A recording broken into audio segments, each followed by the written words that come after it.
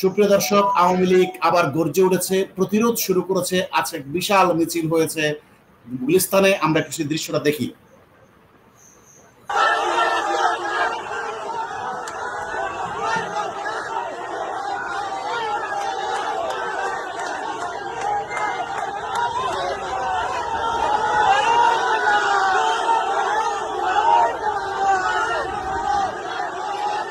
জনাব শেখ ফরিদ, এত দমন পীড়নের মধ্যেও আওয়ামী লীগের এই যে বিশাল মিছিল, এতে কি ইঙ্গিত বহন করে, আপনি কি বলবেন?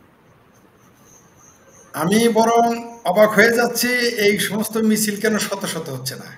একটা মিছিল আমি অবাক হইনি, কিন্তু যারা বলছিল যে বাংলাদেশের আওয়ামী লীগ পালিয়ে গেছে, ছাত্রলীগ পালিয়ে গেছে, যুবলীগ পালিয়ে গেছে, কৃষক লীগ পালিয়ে গেছে, আওয়ামী মহিলা লীগ পালিয়ে গেছে, যারা বলে মুক্তিযুদ্ধের পক্ষের মানুষ পালিয়ে গেছে, এটা তাদের জন্য একটি সংকেত যারা পালায় নাই। ৭১ সালে যেরকম নিপীড়ন ছিল, কোনো অংশে এখন কম নিপীড়ন হচ্ছে না মুক্তিযুদ্ধের পক্ষের শক্তির উপরে, আওয়ামী লীগের উপরে তার চেয়ে বরং বেশি। কারণ ৭১-এ মুক্তিযুদ্ধের পক্ষের মানুষ লুকিয়ে থাকতে পারত, মুক্তিযুদ্ধের পক্ষের মানুষ পাল্টাপাল্টি হামলা করত। কিন্তু এখন কি হচ্ছে, একতরফা বাংলাদেশ আওয়ামী লীগের পক্ষের মানুষকে, মুক্তিযুদ্ধের পক্ষের মানুষকে জয় বাংলা স্লোগান দিলে জেল হচ্ছে এই দেশে।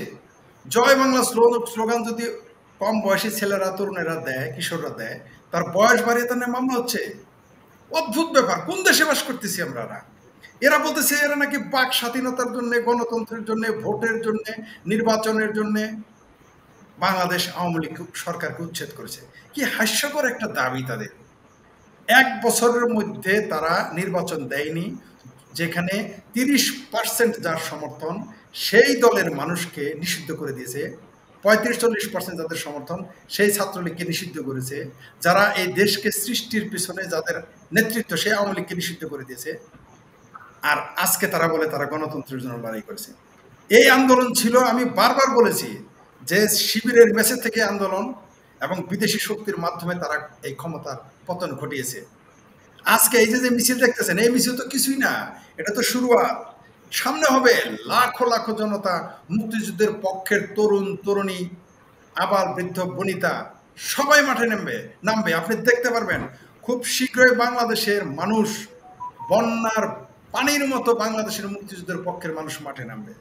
আমি জানি এই সমস্ত নাবালক, আমি এখন আর নাবালকদের নিয়ে সমালোচনা করতে রাজি না, কারণ যারা নাকি বলে বেকুবরে বাচ্চা বেকুব, যারা শুক্রে ৮ দিন হয়েছে তারা রাজনীতিবিদ হয়েছে, ৩৬ দিনের তাদের রাজনীতির বয়স, এই সমস্ত জাতীয় বাতি যারা আমার বলে যে বাংলাদেশের সংবিধানের উপরে তাদের কি তথাকথিত ঝুলাই সনদকে স্থান দিতে হবে। দেশটা কি ওর মায়ের ভাতারের নাকি? এই হাসানাতের মায়ের ভাতারের এই দেশ? এই কালাপাড়ার ভাতারের মায়ের ভাতারের দেশ? এই নাহিদ ফাহিদ গ্যাং, রেজওয়ানা ফেজওয়ানা ফ্রডমাজারে ফরিদ আক্তারের দেশ? এই দেশ আমাদের, আমরা যারা মুক্তিযুদ্ধের পক্ষের, এইসব যারা বলে সংবিধানের উপরে যাদের তথাকথিত জুলাই সনদকে স্থান দিতে হবে, এটা তো রাষ্ট্রদ্রোহ। এটা রাষ্ট্রদ্রোহ। এদের নাগরিকত্ব বাতিল করতে হবে, সরকারি চাকরি করার তো প্রশ্নই আসে না। এই সমস্ত যারা সাইদি, নিজামি, গোলাম আজম, কাদের মোল্লা, কসাই কাদের মোল্লার যারা রুহানি আওলাদ, এই দেশ তাদের জন্য, এই দেশ আপনার, এই দেশ আমার, এই দেশ তাদের। যারা জয় বাংলা বলে, যারা বঙ্গবন্ধুকে নেতা মানে, যারা বাংলাদেশের স্বাধীনতায় বিশ্বাস করে, এই দেশ তাদের। এই দেশ তাদের না। এদের এই অধিকার দিল কে? আপনি মিছিল দেখছেনটা কি?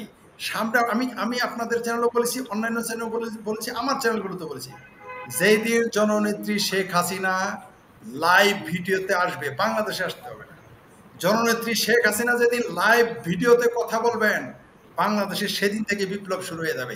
এরকম মিছিল, লাখো মিছিল শুরু হয়ে যাবে। নেতৃত্ব লাগবে। একটু থামাই, যে চিটং এ একটা ভালো বড় মিছিল হয়েছে, এটা একটু দেখেন।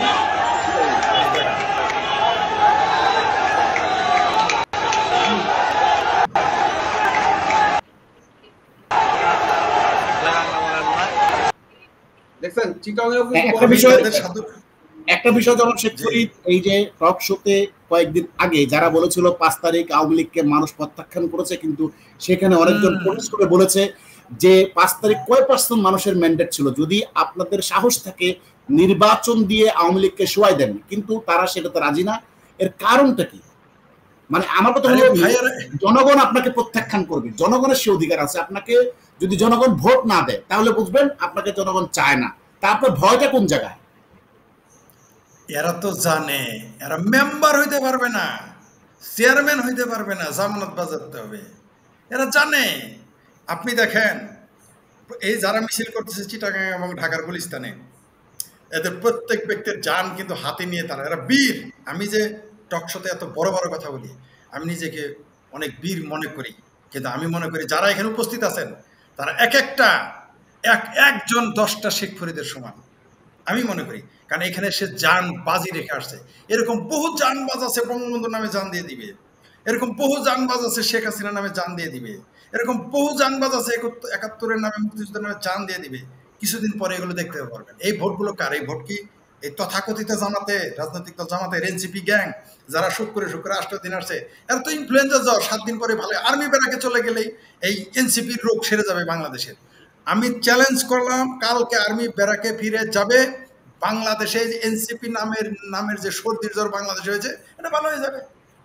এরা কিছু না, এরা কোনো কিছুই না। এই যে বীর কারা এরা, যেখানে জয় বাংলা স্লোগান দিলে ধরে নিয়ে যায়, মেরে ফেলে, জেলে ঢোকায়, পিটিয়ে মেরে ফেলে, তাদের পরিবার উপর আক্রমণ করে, বাড়িতে আগুন জ্বালায়, তার মধ্যে যারা মিছিল করতেছে এগুলো আপনি ঠেকাইতে পারবেন? এই লোক, এই তরুণদের, এইখানে যে কোনো বয়সী লোক এদের ঠেকাইতে পারবেন আপনি? এই তো কিছুদিনের মধ্যে লাখো লাখো আসবে, আপনি দেখতে পারবেন। এরা বৃষ্টির মতো আসবে, বন্যার মতো আসবে। ওই যমুনা দখল করবে, ওই পদ্মা দখল করবে, ওই এয়ারপোর্ট দখল করবে, আপনি দেখতে পারবেন কিছুদিনের মধ্যেই। বললামই তো, যেদিন জননেত্রী শেখ হাসিনা শুধুমাত্র লাইভ ভিডিওতে আসবে, অডিওতে তো আসার পরেই তো তাদের ঘুম আরাম হয়ে গেছে। যেদিন লাইভ ভিডিওতে আসবে দেখবেন জনগণ কিভাবে নামে। বাংলাদেশে আসতে হবে না, শেখ হাসিনা বাংলাদেশে আসবে না, তাকে আনতে বাধ্য করবে এই দেশের জনগণ। তাকে এক হেলিকপ্টারে পাঠানো হয়েছে, শত শত হেলিকপ্টার দিয়ে। আমি শেখ ফরিদ বলে গেলাম আপনাদের, শত শত হেলিকপ্টার দিয়ে তাকে বাংলাদেশে নিয়ে আসবে, কনভয় দিয়ে নিয়ে আসবে এই ঢাকার মাটিতে। আমি এর আগেও বলেছি যে তাকে ঢাকায় জায়গা দেওয়া যাবে না, গাজীপুরের টঙ্গী ময়দানে জায়গা হবে না, এত মানুষ তাকে রিসিভ করতে আসবে। বাংলাদেশের বিমানবন্দরে তাকে নামানো যাবে না। আপনি দেখেন হেলিকপ্টার দিয়ে টঙ্গী ময়দানে নামাবে, কারণ 50 লক্ষ থেকে 1 কোটি লোক আসবে শেখ হাসিনাকে দেখতে। আপনি পারবেন না। যেদিন শেখ হাসিনা ঘোষণা দিবে বাংলাদেশে আসতেছে, 50 লক্ষ কমপক্ষে 1 কোটি লোক চলে আসবে, ঢাকা অচল থাকবে 2 দিন, আমি বলে দিলাম আপনাকে। এই যে জানবাজ লোকগুলো দেখতেছেন না, এরা কি জানবাজ, যার জীবন জানবাজ। হ্যাঁ, আর্মি জানবাজ, আপনি এদের খেতে পারবেন।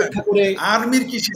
আর্মির চাইতে ভয়ঙ্কর হলো এনসিপির হায়নারা, জামাতের হায়নারা, জামাত এনসিপির হায়নারা, এই পাকিস্তানি হায়নারা হলো তার চেয়েও ভয়ঙ্কর। তাদের সামনে আপনি এসেছেন, শোনেন, বাঘের সামনে যাওয়া যায়, যুদ্ধ হায়নার সামনে পারা যায় না। এরা তো হায়নার সামনে যায়, সেলুট দেম। এই যে আজকে যারা নেমেছে এরাই হচ্ছে বীর। ওই এনসিপি গ্যাং তো আসছিল আর্মি পাহারায়, ওই এনসিপি গ্যাং আসছিল বিদেশি শক্তির পাহারায়। ওই সমস্ত গ্যাংয়ের কাজ পাচ্ছে আগামী ভবিষ্যৎ এরাই দেখবেন। এত জনসমর্থন থাকলে সেনাবাহিনীর পাহারা, পুলিশের পাহারা, বিজিবির পাহারা লাগে কেন? এতই জনসমর্থন, তাদেরকে জনগণ পাহারা দিবে। ভাই, যারা ভোটে আসতে ভয় পায় তারা বলে আমরা ইলেকশনে যাব না। কারণ কি? আমি কি বলছি যে বাংলাদেশের 300 আসনে প্রত্যেক আসনে আমি কুত্তা মার্কা নিয়ে ইলেকশন করবো। এনসিপি গ্যাং কোন মার্কা নিয়ে আসবে আমার সাথে আসুক, 300 আসনে কুত্তা মার্কা নেই, যে কোনো আসনে আসুক, দেখে আমার ওদের জামানত থাকবে নাকি? আর যদি নৌকা মার্কা নেই, নৌকা মার্কা ইলেকশন করি, এতে তো কেউ ভোটই দিতে যাবে না, ওদের নিজের ভোটও খুঁজে পাবে না। আমি বললাম তো, এনসিপি না শুধু, জামাতকে আমি চ্যালেঞ্জ করেছি আমার ভিডিওতে এবং লেখায় যে 64 জেলা, যে কোনো জেলা সদর আমি কুত্তা মার্কা নিয়ে ইলেকশন করবো। জামাতকে বলেন তাদের নিত্য মার্কা ইলেকশন, দাঁড়িপাল্লা ইলেকশন করতে আমার সাথে, দেখে পারে কিনা। আর যে নৌকা মার্কা নেই, জামাতের জামানতই থাকবে না। চ্যালেঞ্জ করলাম, জামানত থাকবে না জামাতে। এমনকি বিএনপি লোকে 64 জেলায় যদি আমি আমার সাথে নৌকা মার্কা, আমি আওয়ামী লীগের নেতা না, আওয়ামী লীগের কেউ না, আওয়ামী লীগের কোনো লোক ভোট চাইতে যাবে না। আমি শুধু বক্তব্য দিব, আমি শুধু গিয়ে বক্তব্য দিব, কোনো ক্যাম্পেইন করবো না। নৌকা মার্কা থাকলে বিএনপি 1 লাখ ভোটের প্রত্যেক আসনে ফেল করবে, আর জামাতের জামানতই থাকবে না। আর এনসিপি এদের তো এজেন্টই খুঁজে পাবে না। আমি এদের এজেন্ট তো দূরের কথা, জনাব শেখ ফরিদ 300 আসনে প্রার্থী দেওয়ার মতো প্রার্থী তো খুঁজে পাবে না। কি প্রার্থী দিবে? ওদের কে আছে? সিটিং বাসে যে লোক হয় ওই লোকই তো ওদের সদস্য নাই, তাহলে সিটিং বাসের একটা দল কি মানুষ নির্বাচন দিবে? এই জন্যই তারা নির্বাচনকে ভয় পায়। আর ইয়ে ডর এনসিপির বাতি যারা শুনে রাখো, ইয়ে ডর জারি রাখনা চাইয়ে। তোমরা সেনাবাহিনীর, আমি তো বলছি যে আর্মিকে শুধু ব্যারাকে ফিরে যেতে দেন। আবারও বলছি, আপনার লাস্ট আমি 30 সেকেন্ড সময় নিচ্ছি। আর্মিকে শুধু বাংলাদেশের সেনাবাহিনীর এই আর্মিকে ব্যারাকে ফিরে যেতে দেন। হাঁস তো দূরের কথা, ভাত তো দূরের কথা। বাতিজা, তোমাদের কপালে জুটবে না কিন্তু ভাতেরও ফ্যান। ভাত খাবার হাঁস দিয়ে তো দূরের কথা। ধন্যবাদ সকলকে। ধন্যবাদ আপনাকে, ধন্যবাদ প্রিয় দর্শক।